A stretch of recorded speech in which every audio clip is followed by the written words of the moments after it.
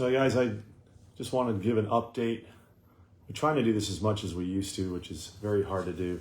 But I wanted to kind of share with you guys our weekend at Dune Fest, kind of what it was like up there, what we learned from our customers, what the vendors were like. Just kind of go over everything and try to keep you guys updated. I know we said we'll continue to post vehicles as vehicles are being shipped. You know, we've been shipping cars per that last post, I think it was last week. And as we get past those first 3 shipments, which I think is 2 more weeks away, I'll put up what's shipping in the next 3 weeks so people can keep track of their master numbers.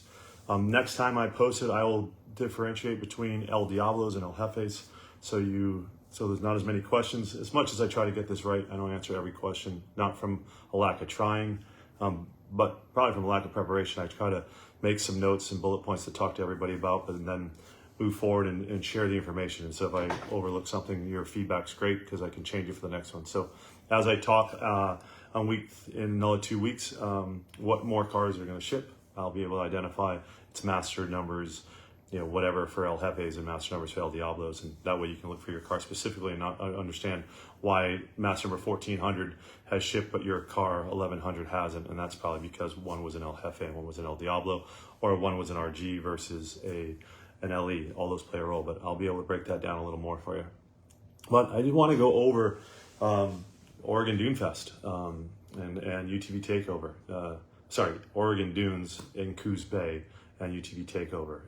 And just share with you why, one, I think if you haven't gone, you need to go. And kind of share with you the experience of what that riding was like. And I believe Winchester Bay in another month is going to be just as good or better. But if you have time to go up to these events and you're a Southwest person, a Northeast person, wherever, if you get the time to make it, I say make it. And here's why. The weather and the venue is second to none.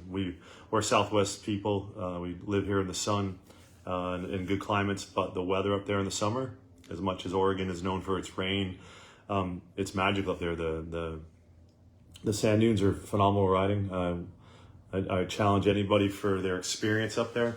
You know, we go look for how do we enjoy riding. Are the dunes as big? No. As Glamis? Are they as vast? No. But where most people ride in Glamis is between Olds and Comp and Swing Set and China Wall, and they're all destination spots. These dunes have the exact same one. And you know, our average ride, I burned a tank of gas. So to give you an example, to do a ride and do 60 miles at as fast as we could drive, that's quite a bit. So we did that. I mean, I probably put 250 miles on my car in 3 days. It's pretty spectacular driving. You didn't want to get out of the cars. We spent a bunch of time racing that burned some time of not getting out and riding, but our racing, we wanted to see how we stacked up against people out there who have done it before. I mean, obviously having Robbie behind the wheel is a little bit of an advantage, but showing up with our bandits on E85, we had one bandit on E85 that Rob drove. He took second place running on knobby tires, and where everyone else was on paddles. I'll talk about knobbies and paddles here in a bit. We had a customer in a bone stock bandit on 92 who took 6th. And I bet there was 50 or 60 cars that started. So, and it's a bracket racing. So if you win, you stay in. If you lose, you go out. So I think they ran 5 or 6 times each head to head, and phenomenal to watch. Some carnage happens at these events. So from Huckfest carnage, watching cars get wrecked or cars roll over in the short course race, and you name it, it's happening. And even on the night rides, which I'll get into here in a minute, that seeing the carnage on some of the night rides, I've never seen a train of cars, 500-600 cars deep, driving that fast through the dunes, everyone trying to get second place. And it was a battle. I participated in it. I did on knobbies the first night, because that's what we were on when we went out there, thinking we needed knobbies due to the terrain, not because it was sand dunes, but we thought there was mixed terrain, that there was hard pack, there was trees, we had to worry about roots. The dunes there, you can run paddles the whole time. You do not need knobbies. So for everyone who asks why you guys run the knobbies, ignorance. We showed up with what we thought was required. This was a last minute idea for us, and you know, so we also know our cars work pretty good in the dunes at 12 psi with 35. So we knew we wouldn't have a problem having fun. So that's what we did. And I'll go into the dune discussion here in a bit, but some of the riding, and then, hey, props to the event promoters. They actually had an amazing event from from the ongoing activities each day. From you wake in the morning, there's a morning ride, then there's afternoon racing, then the evening ride, and it just never stops in the vendor rows. And to have concessions and phenomenal food in vendor row for hospitality, and then if you go from location to location through the dunes, there's even, you pull over and you get a tri-tip sandwich, or you go down even further towards the end of the dunes, which is quite a long ride, maybe 45-minute ride. There's a damn ice cream stand over there. So it just was amazing, and to be able to kind of go anywhere, all the way to no rules on the beach. You could drive through the dunes, go to the ocean, park on the ocean. The weather was amazing. Wish I had a surfboard or my kite carrier there with me, because the water was rather warm for Oregon. The waves are beautiful, and then we could do 100 miles an hour down the beach. The police were there. I thought the police enforcement was great. They didn't do anything crazy. They were there to support. There was ambulances and tow trucks and tractors to help people get out. A lot of broken cars, none speed, which was great. Not to say it doesn't happen, but it was nice to see our cars not on a tow strap. Not that we weren't helped. I almost drove off a cliff and trying to get around a parked car, a sand dune cliff that was maybe 300 feet deep, that I had to play it safe. I had him put a winch line on me and pull me back up onto the road. We had to do the same for Rob. Rob did the exact same thing. He drove off. It's pretty steep, and if you don't know where you're going, you can find yourself in some predicaments. So Rob got himself in one, and we had to hook a truck to him and pull him back before he rolled down the mountain. We had a couple incidences where you had to really be paying attention to what's going on out there. The driving is amazing. Some guys out there are part of a free ride group. They found tabletops for us to jump and doubles for us to jump. I think you saw some of that. And they're big. I mean, back in the day doing stuff like that on the dirt bike, I thought was big. To do these hucks in cars when consequence is fairly high, it blew me away. So props to the people we got to ride with, the kindness of the people walking up and thanking us for being there. We came to play. We came to support our customers. We got to ride with our customers, which was great. Educate them on the car, their setup, listen to what they had as challenges or successes and walk them through it. And have them following us through these very, very high speed rides, which I thought was phenomenal to see our cars with our customers in them, enjoying riding with me, Rob, and Alan. So I'm trying to make sure I touch everything here. Let me just go back from what we learned from our customers in the last few weeks. Speed keys have been shipping. We did this intentionally. Rob ran E85 the whole time. One time, I'll give you a heads up, he forgot to put top end lube in. Please make sure you mix your fuel. Put your top end lube in your E85 first, so you don't have any issues. Oh, someone posted speed limit on the beach is 25. Wow, thanks, Doug. We got that one wrong. Did not know that. That would have been good. I think I would get pulled over and got a ticket. But make sure you put top end lube in your E85. Temps and your gauges. Do yourself a favor. If you have a hard time understanding what your car is doing, page 4 of your screen has all your data. And if you're out and about and you put enough time to heat up the car, take a video of that screen so later you can go back and look at it. I had a customer that I got to drive his car, and I said, wow, the car is incredibly fast. And I said, why is it incredibly fast? I mean, it was like it was on a speed key, and it was because he was over boosting. So we brought it back in. We made the appropriate repairs to it, be a boost line or a Mac valve, whatever Alan had to do to make sure we weren't over boosting that car. For him to come back out and I asked, hey, what do you think? He goes, oh, it still runs amazing. I'm like, well, what was the boost at? And his answer was, I can't tell, I can't see it. And I understand that it's not easy to drive at max boost and be able to read what your boost is. So if you get a chance, shoot a video of it. Make sure you understand what your oil temps are, your water temps are.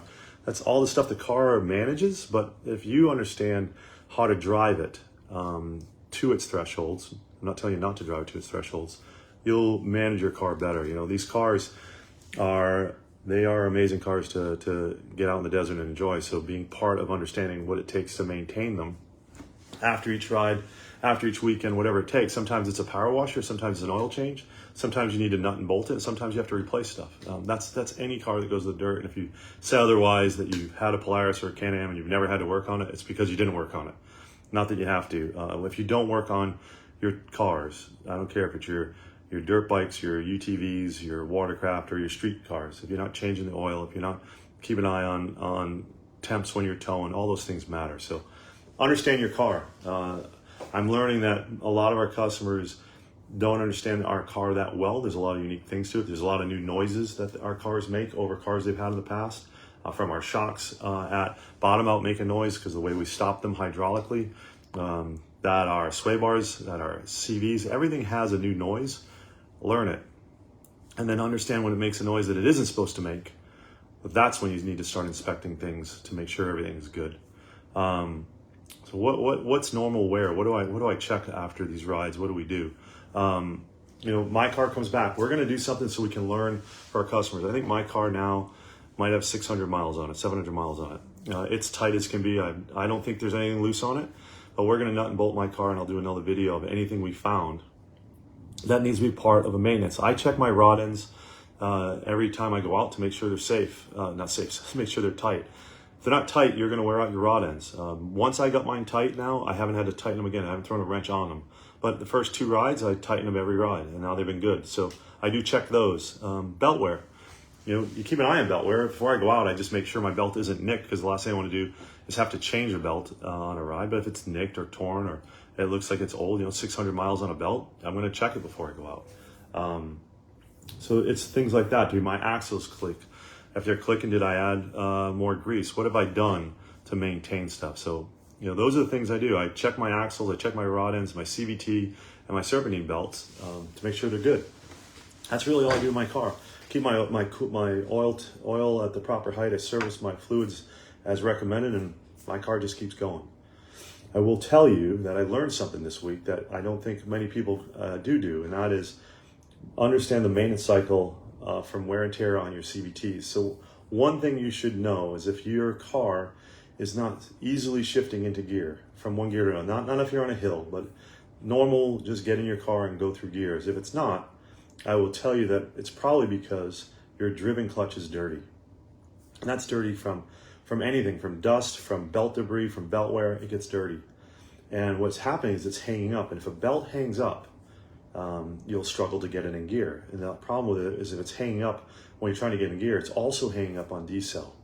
And that will take out belts. So part of something you should do is if you notice your car is struggling to get between gears, you need to service your clutch. And I'll do a whole thing. We'll get that up and posted on how to service your driven, from just hitting it with a power washer to maybe taking the helix out and making sure there's no debris in the clutch from a blown belt before. But if you ever have an issue where your car is shifting, you need to make sure you be preventative and start working on your clutches to make sure whatever has got it dirty, if you're running no clutch cover, if you've blown a belt and there's a piece of belt in it, you name it, something's potentially going to make your clutch stick, and you need to unstuck it.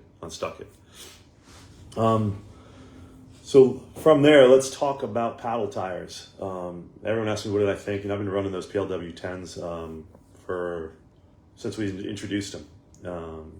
I honestly, as a driver, prefer running knobbies. The car's characteristics don't change. The car's ride height doesn't change.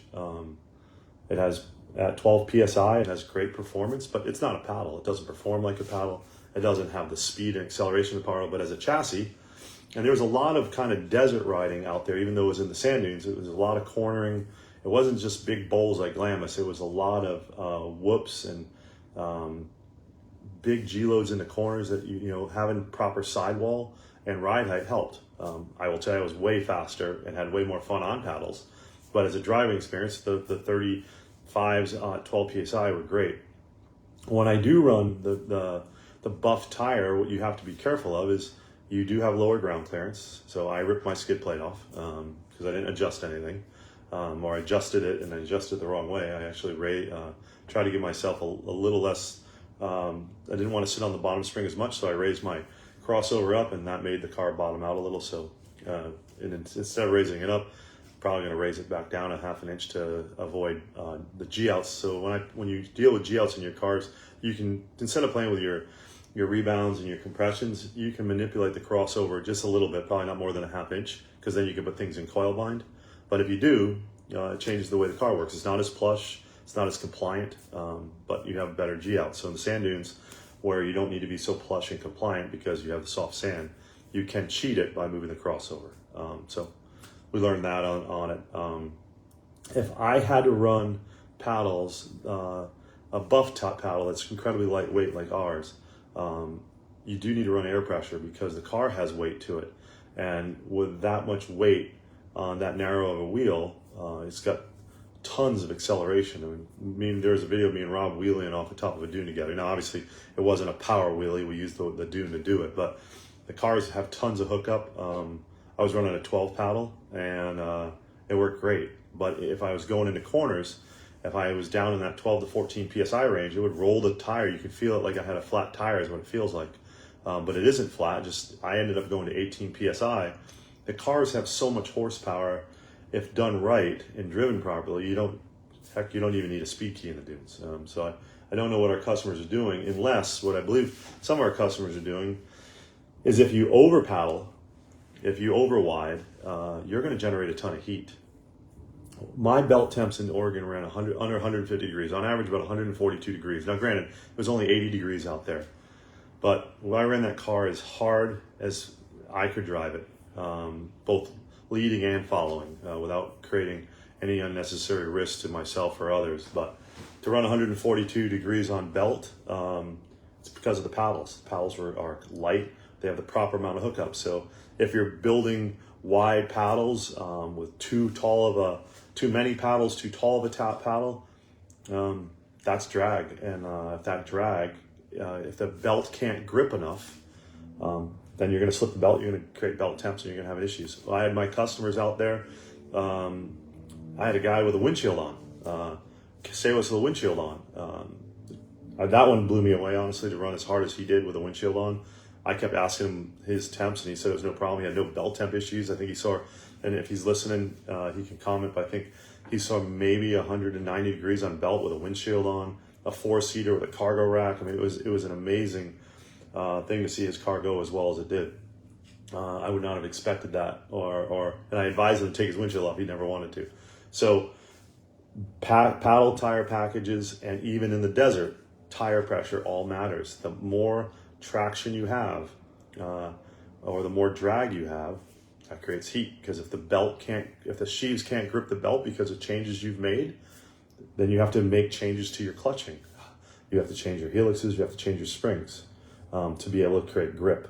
So part of belt temp, not everything, is due to lack of belt grip. Belt grip comes from changes you've made. So we've worked on a ton. I'm going to go through some of the different stuff I did on my car while I was there with clutching and cooling to run that cold, because I had no temp issues the whole weekend. I ran, I think I ran 100 and, well, I've been running and testing a front mount oil cooler. I started doing that back in Nora. So I ran ice cold on oil, ice cold on water, and ice cold on CVT. So didn't really have anything. That was a liability for me driving at all. So let's go through why I think you need to be careful on your paddles and on your tires and your clutching and your helixes. So we're going to come out with some different helixes and different springs for applications. Those applications, unfortunately, are going to be paired. What I realized is I started testing different clutches and different helixes and springs out there. And the helix and spring I had for my knobbies did not work for the paddles. What happened was I had such great acceleration, but I had no top end. I kind of went into over rev too soon. So I felt like for duning, where it's more on-off throttle versus wide open throttle, the helix and spring I had was amazing. But once we got to the beach and the bigger dunes, I went back to a different helix and spring that I thought worked better. It was milder, had maybe even better drivability because it wasn't such a light switch.